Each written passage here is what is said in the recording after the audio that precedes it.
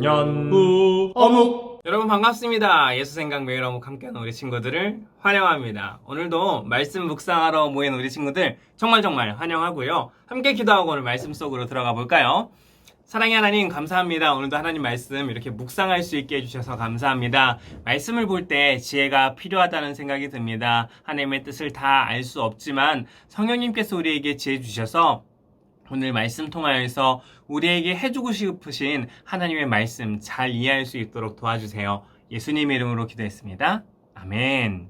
자, 9월 7일 화요일 나는 기다립니다 라는 제목으로 오늘 말씀 보겠습니다. 디모데후서 4장 1절부터 8절까지 말씀이고요. 도입글 한번 읽어볼까요? 바울은 복음을 전하며 죽을 고비를 여러 번 넘겼어요. 이제 바울의 마지막 믿음의 고백을 들어보세요. 와, 마지막 믿음의 고백이라고 하니까 바울의 마음이 잘 담겨있는 고백일 것 같은데요. 어떤 고백인지 한번 자세히 살펴보도록 하겠습니다. 나는 하나님과 그리스도 예수 앞에서 그대에게 명령합니다. 예수 그리스도께서는 산자와 죽은 자를 심판하실 분이십니다.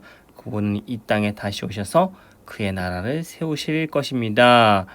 언제 어디서나 항상 하나님의 말씀을 전하십시오. 뭘 명령하는 거죠? 여기서 명령한다라고 나와 있는데요. 뭘 명령한다고요? 첫 번째, 하나님의 말씀을 전하라고 명령하는 거죠. 그리고 사람들에게 마땅히 해야 할 일을 가르치고, 그러니까 예수 믿는 사람들이 어떻게 행동해야 되는지를 알려주고 잘못을 바로잡아주고 격려해 주십시오. 끝까지 참고 그들을 잘 가르쳐 달라고 명령하는 거죠. 왜냐? 이제 바울이 삶이 얼마 남지 않았기 때문에 부탁하는 거예요. 누구에게? 오늘 디모데후서니까 디모데에게 부탁하는 거죠. 사람들이 어떤 사람들이에요? 그런데 디모데가 만날 사람들은 진리를 들으려 하지 않고 오히려 자기들을 즐겁게 해주며 마음에 드는 말만 하는 선생들을 찾으려는 때가 올 것입니다. 그들은 진리에 귀 기울이기보다는 거짓된 이야기와 가르침을 따를 것입니다.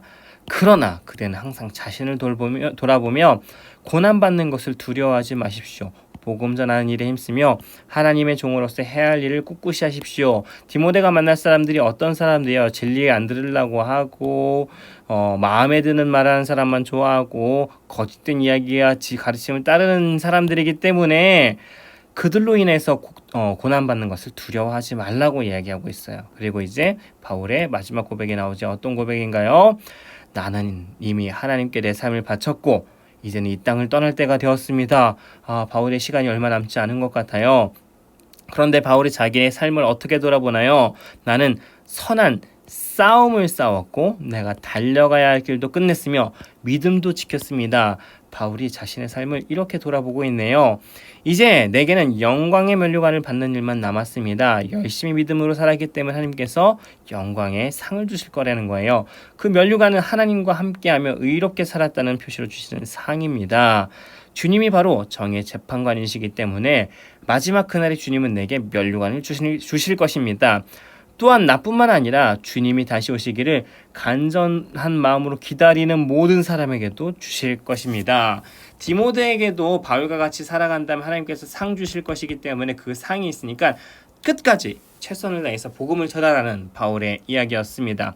우리 오늘 말씀 한번 읽었으니까요. 화면 잠시 멈추고 두 번 더 읽고 돌아오도록 하겠습니다. 자, 이어서 관찰하기입니다. 바울의 멋진 고백을 완성해 보세요. 7절 8절 기억나나요? 나는 무엇을 싸웠나요? 7절 볼까요? 선한 싸움을 싸웠다 그러죠. 선한 싸움을 싸웠고 내가 달려야 할 길도 어땠다고요? 끝냈대요. 끝냈으며 뭘 지켰다고 하나요? 믿음도 지켰습니다. 이제 내게는 무슨 면류관만 받는데요? 이제 내게는 영광의 면류관을 받는 일만 남았다고 했죠? 영광의 면류관을 받는 일만 남았습니다. 라고 바울이 멋진 고백을 하고 있죠. 자, 이어서 호기심 가득 생각하기입니다. 디모데후서는 바울이 자신의 모든 사역을 마칠 때쯤에 아들과 같이 여기는 누구? 디모데에게 쓴 편지예요. 디모데에게 줄 수 있는 큰 조언을 해주고 있어요. 바울은 나는 이미 하나님께 내 삶을 바쳤고 이제는 이 땅을 떠날 때가 되었습니다. 라고 말하며 유언과 같은 소중한 말을 남기고 있어요. 4장 7, 8절은 마치 바울의 유언과도 같아요. 나는 선한 싸움을 끝까지 싸웠고 믿음을 지켰다. 나는 영광의 면류관을 받을 것이다. 이렇게 당당하게 말하는 바울이 얼마나 멋있는지 몰라요. 바울의 마지막 고백을 보며 나는 죽기 직전에 하나님께 어떤 고백을 드릴 수 있을까 생각해보고 한번 적어보세요. 그리고 바울처럼 나의 삶을 온전히 하나님께 맡겨드리길 간절히 소망하며 예수님 만난 날을 기다려요. 여러분은 나중에 나이가 많이 들어서 여러분의 삶을 돌아봤을 때 여러분의 삶을 좀 어떻게 돌아보고 싶다는 생각을 하나요?